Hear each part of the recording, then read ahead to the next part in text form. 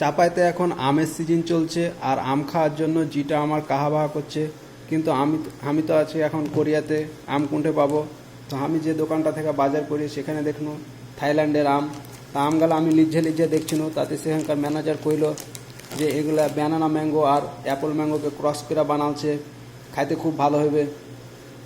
তো সে বললো কি যে যেগুলা রং আগে আসবে সেগুলো আগে খাবি।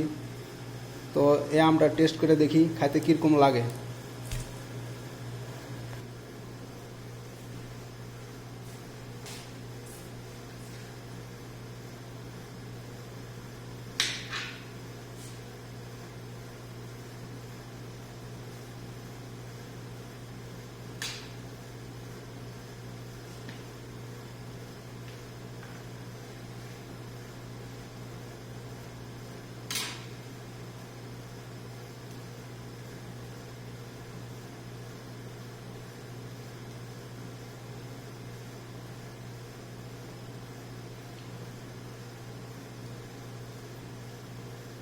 সত্যি অনেক মজা।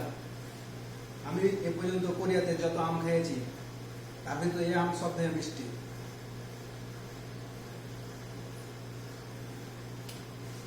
সেই মজা আছে।